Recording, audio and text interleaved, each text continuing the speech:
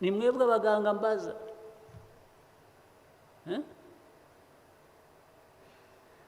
Ibyo kohereza abantu hanze mwahoze muvuga, which I really, well, ndabyihoreye kuko binangeraho, hari abo baza kumbaza clearance ngo bareke abantu bagende, nkavuga ariko se niba abaganga babivuze gendanga nkande nkasinya nagende, because the doctor has said so who am I to say no?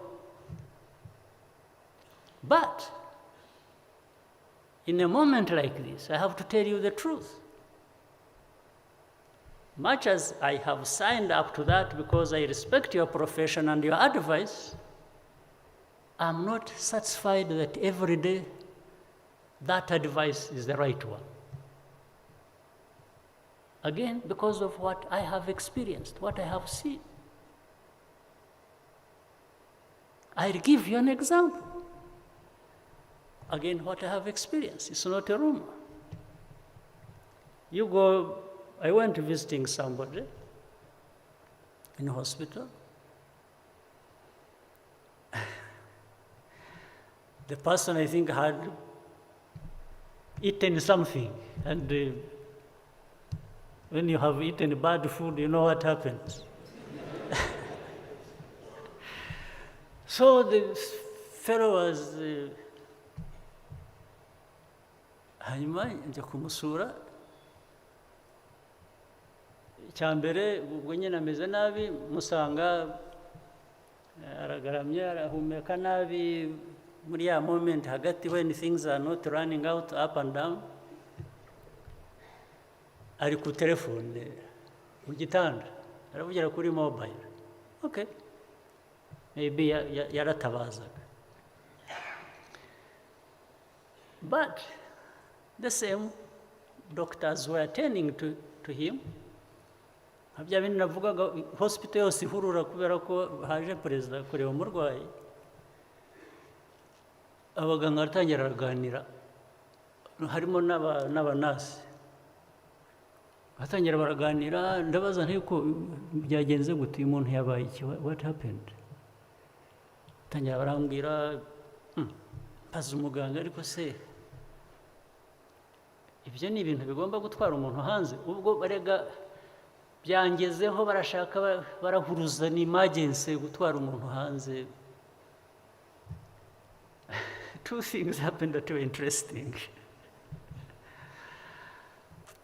Umwe muri abo who were attending to the patient aza kuvuga, kandi azi ngo the patient aramwumva, you know, ngo hari abandi bantu, ngo hari undi muntu avuga n'izina rye, ngo yaje hano ngo arwaye nk'uku,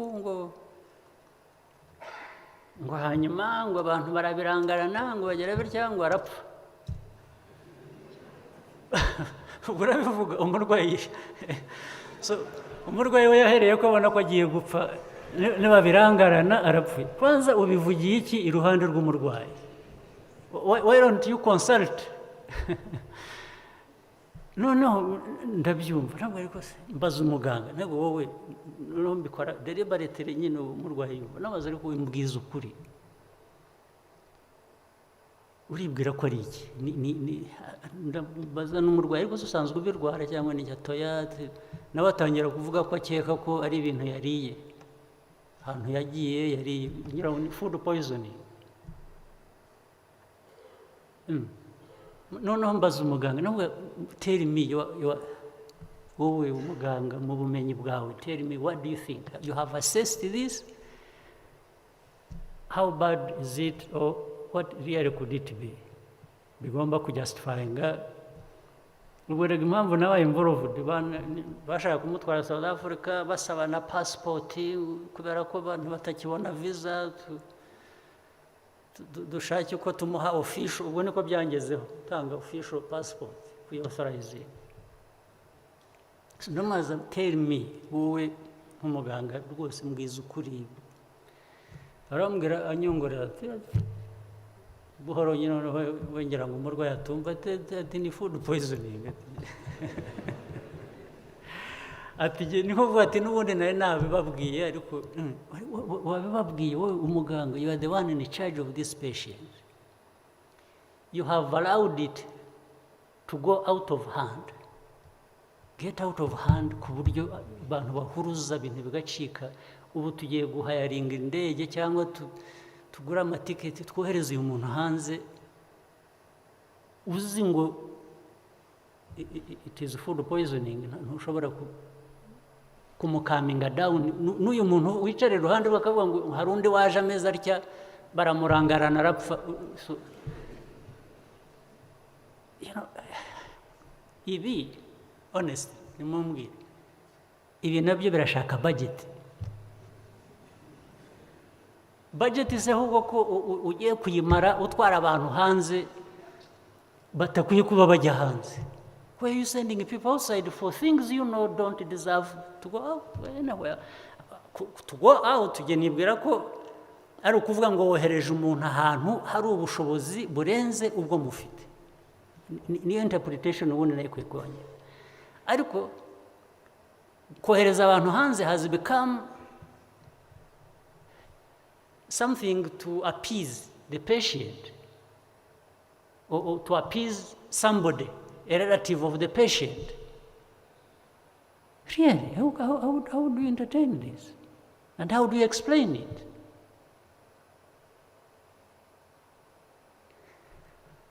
Ariko niba iyi case yewe ariyo nabonye ngeze, ubwo hariho zingahe zindi ntamenya cyangwa ntabona.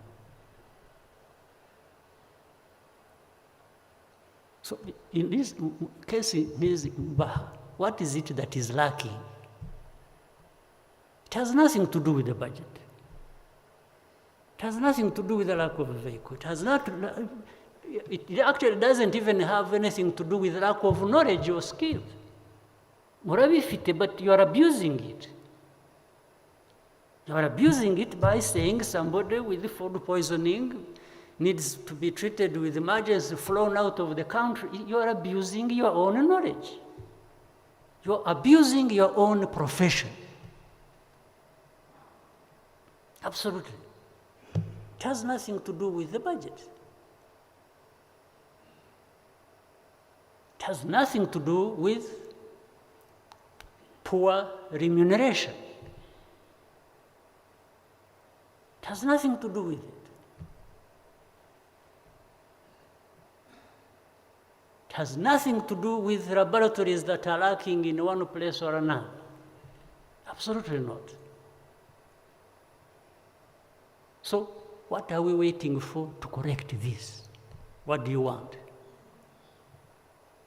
Nk'abaganga kugira ngo dukemure ibi byose ndiho mbabwira biraho bidasobanutse, dukeneye iki noneho nacyo ngo tukiganire.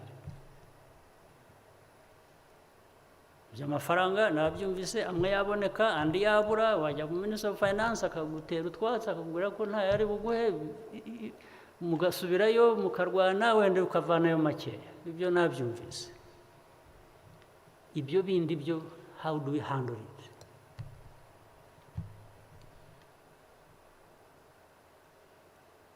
How do we handle it? Uraje winjiye mu hospital, somebody is looking for a service. Uhasanze first gives you a look, arakureba nk'ukubwira ntuzagaruke hano. Or is like telling you stop being sick. That is okay if that order could be effective. Maybe people want to be sick again. And it is normal, it is normal. And if you even comment ukagira icyo umubwira ni wowe uri mu cyaha. Yes. How do you explain that, please? Mubisobanura mute?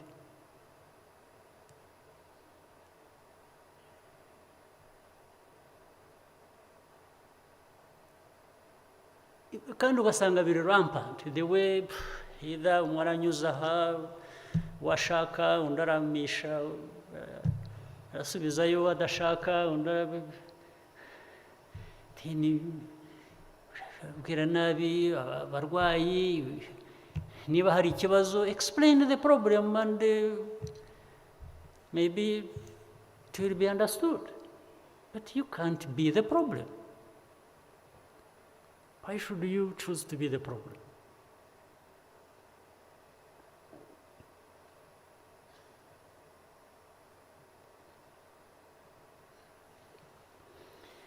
Ibindi mwavuze by'abaganga, Minister, numvise.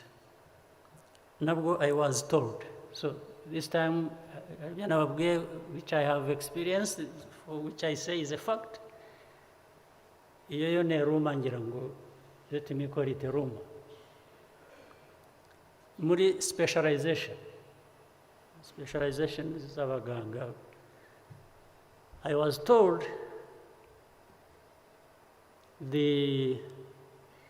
kandi, by the way, government pays for that. So Minister of Education now will implicated between the Minister of Health and Minister of Education. Mwarimo kuyokuwa muduha igisubizo, because we are spending on that. First of all, it is as if people who, there is no clear criteria ziriho z'ukuntu abantu baba selected. Icya kabiri, are they going to specialize mu byo, a combination of things bashaka, namwe mushaka, because of the demand out there for the country, or just somebody goes and says going to specialize.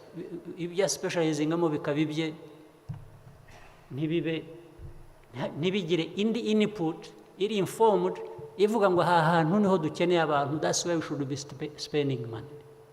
It is very expensive kuzana abantu in mass kuza. Yes, of course. First of all, uzanye bande, ubazani iki. Then that's when you can talk about how expensive it is, or how, because good things are also expensive.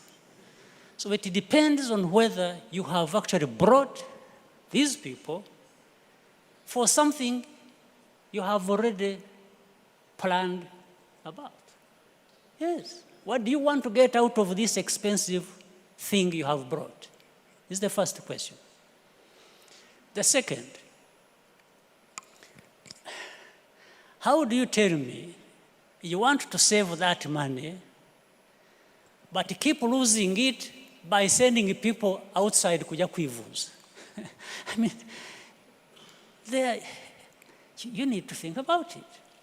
Ariko jye nagize ngo uzanye abaganga muri iyo project bimeze with the planning, which you haven't explained to me why people don't plan. Kuko kujya kuzana abantu bavana hanze must be a result of a planning, must be saying, I have done this because there is this thing I want to fit in. Whatever else is related to it, nayo ukayishyiramo. Now, in fact, bijya no gutangira rero byatangiye gute? I'm sure you know that. In fact, byatangiye ari nka support abantu bo hanze bashaka guha u Rwanda exactly gukemura icyo kibazo cya capacity. And those people from outside spent their money. For me, when it happened, I welcomed it n'amaboko yombi. But the task was upon me to say, how do you make sense of this thing sustainably? For now, somebody is paying, but later on, when it comes to you paying, what will you have got out of this, first of all? Secondly, what are the gaps remaining that you need to address? This is not going to be done or achieved by somebody else thinking for you, or by just saying, oh, there is the local capacity here. Yes, local capacity nayo utaplaningiye nayo ifite ibibazo nyine. because you will even miss na local capacity ufite ntuzanayimenya cyangwa you will not use it properly because you have not thought about it or you have not planned around it. Ariko je nibwira ko iyi opportunity that may even have problems, but it is up to you to optimize. Kuri opportunity yabonetse, to get more out of it, and to use it to solve the problems that are still there. Nobody else is going to do it for you. Absolutely not.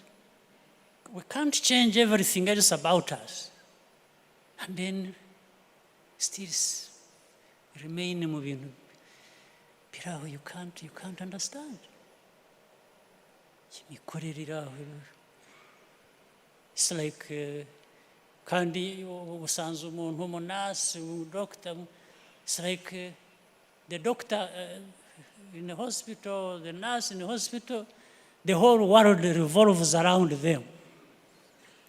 Yes, they take their time, they can afford to do nothing, or something bad, and you've got to, We've got to change this very urgently. And the best way to change it, I would advise, talk to yourselves. Have a conversation with yourself, each individually, first. Say, what is it that actually is justified, that is wrong about me, or the mistake I'm making, so that I can correct it. If you are talking to yourself, you will not be defensive. You will accept it for what it is if you have discovered it, and I know you will do better. But if you wait for somebody else to tell you, oh, you doctor, then that is another way of not getting anywhere. As human beings that I have known, that I have met, that I am, iyo undi muntu akubwiye inenge yawe, the immediate reaction ni intambara. It's like the other one is the problem, the one who has told you, even if it is the truth. So the best way to avoid it, talk to yourselves. Just accept certain realities as we see them, as we know them, but try to say, there is something we can change. And starting with myself, with me, I need to re-examine myself and see what I can change. And make an effort to do that. Hanyuma uzahura n'abandi nabo bakubwira ibindi and all right? But we can't afford to have our health system either decline or not move forward as fast as possible.